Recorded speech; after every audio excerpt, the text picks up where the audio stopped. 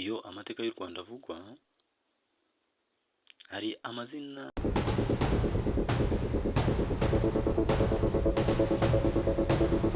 aza imbere cyane.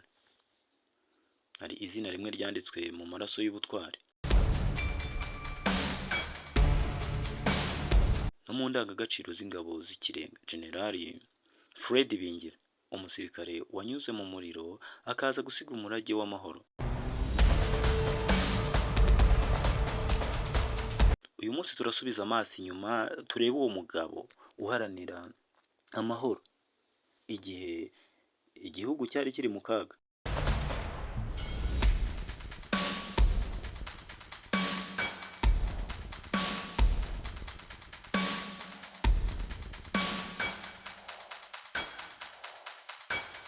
Amahoro arambye yari nk'indoto.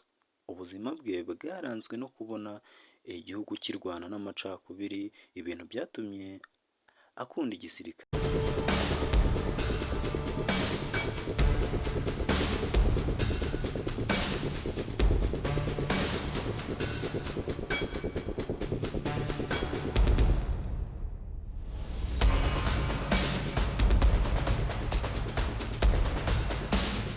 Yabonye amahirwe yo guhugurwa mu gisirikare mu mashyamba ya Uganda, yinjira mu mutwe wa NRA mu gisirikare cya Uganda.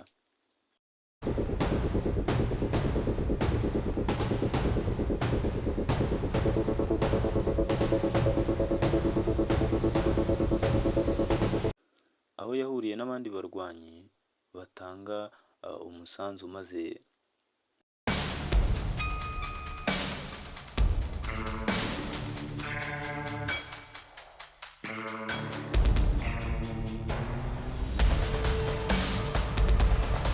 bamara gutanga umusanzu muri Uganda bakaza gushinga igisirikare cya RPA mu 1990.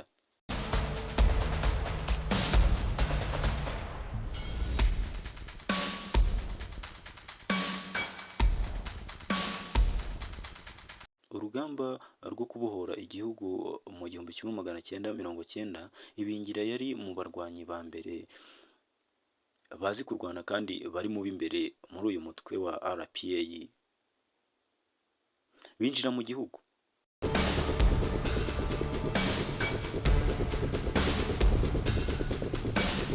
Yagaragaye cyane mu mirwano ikomeye yabereye mu karere ka Gicumbi, Butaro, Ruhengeri n'ahandi hose RPA yagiye irwana.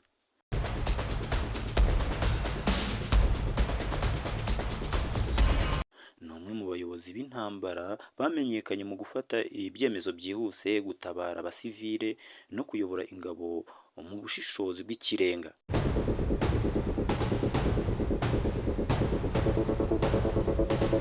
Yari umusirikare utagendera ku gitinyiro cy'amazina ahubwo ku musaruro w'intsinzi.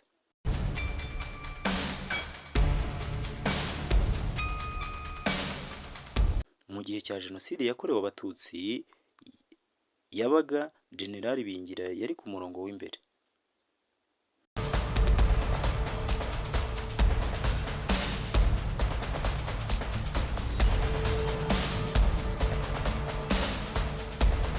Atabara, arwana kandi yandika amateka atazibagirana mu mitwe y'Abanyarwanda ndetse n'abari muri icyo gihe.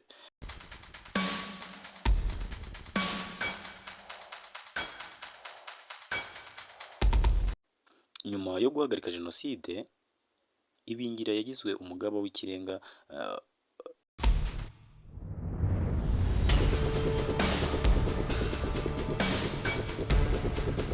mu ntara zitandukanye. Ayobora ibikorwa byo kugarura ituze no kubaka ubushobozi bw'ingabo z'igihugu.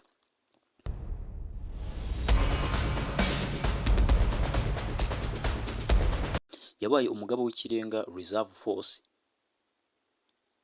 umugaba w'ingabo z'iburasirazuba ndetse n'umuyobozi mukuru wa Military Academy ya RDF.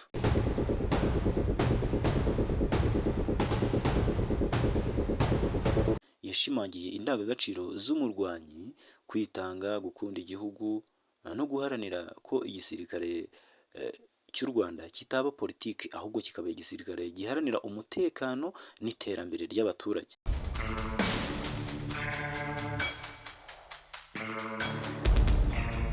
Abasirikare b'u Rwanda bagira uruhare mu iterambere ry'igihugu mu bikorwa bitandukanye, ubuvuzi, kubaka ibikorwa remezo n'ibindi.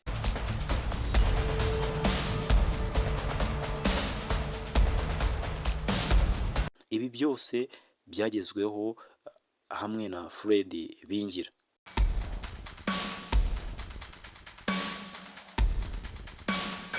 Bingira yabaye intumwa y'u Rwanda mu butumwa bw'amahoro ku rwego mpuzamahanga, yagize uruhare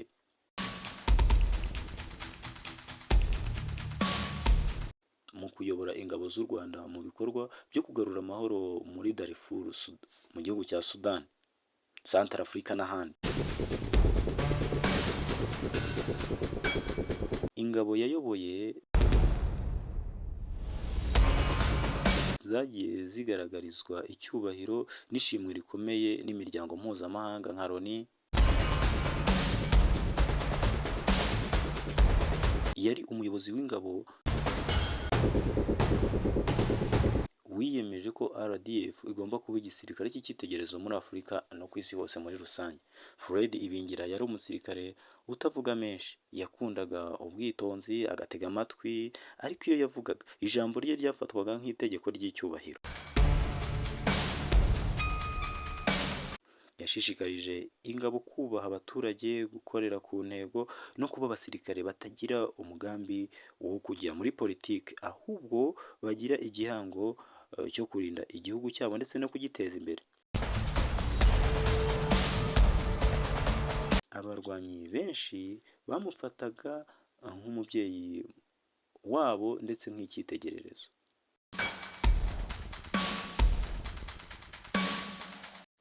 Umuntu ufata icyemezo atitaye ku nyungu ze bwite, ahubwo ku mahoro arambye y'igihugu. Generali Ibingira yubatse RDF igendera ku ndangagaciro. Yatoje igisirikare cyumva ko intsinzi atari urusaku rw'amasasu, ahubwo ari isuku mu bitekerezo, ubumwe n'imikorere n'icyerekezo gihamye. Kuba ataragiye mu itangazamakuru kenshi ntibyamubujije kuba inkingi ikomeye y'igihugu. Umutekano urambye w'u Rwanda, kimwe mu byo Afurika ifata nk'igitangaza gikomeye, harimo uruhare rwe runini. Ibingira n'inyenyeri yacanye mu mwijima igatanga umurongo.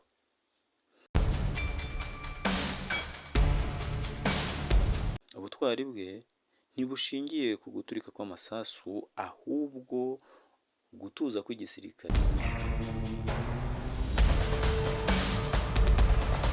Igisirikare cye cyabaye kimwe mu gisirikare cyubashywe muri Afurika bitewe n'ahantu henshi cyagiye giharanira amahoro. Uyu musirikare ni umwe mu basirikare bakomeye b'igihugu cy'u Rwanda. Mu kiganiro cya none, wowe tugeranye kuri uyu munota ndagushimiye. Kugira ngo tujye dukomeza kubana, kanda subscribe, share ndetse na